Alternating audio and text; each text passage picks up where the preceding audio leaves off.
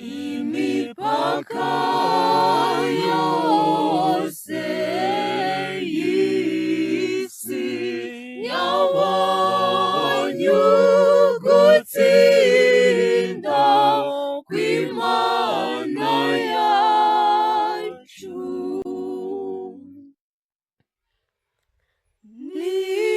Nimuririmbire Uhoraho indirimbo nshya, kuko yakoze ibintu by'agatangaza. Indyo ye, ukuboko kwe k'ubutagatifu byatumye atsinda. Imipaka yose y'isi yabonye ugutsinda kw'Imana yacu. Uhoraho yagaragaje ugutsinda kwe, atangaza ubutabera bwe mu maso y'amahanga.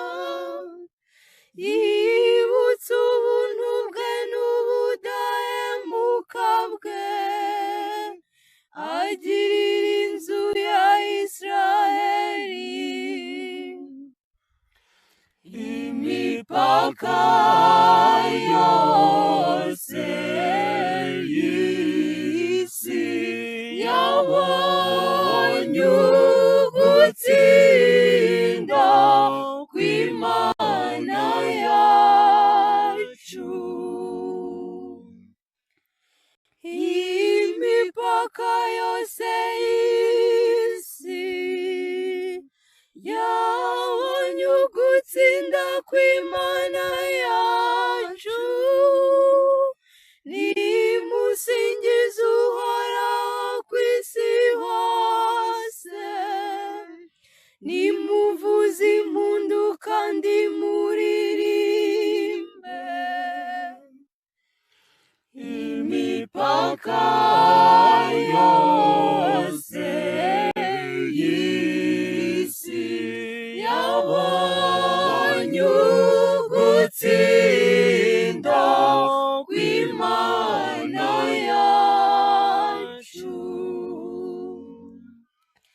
Imipaka yose y'isi yabonye ugutsinda kw'Imana yacu.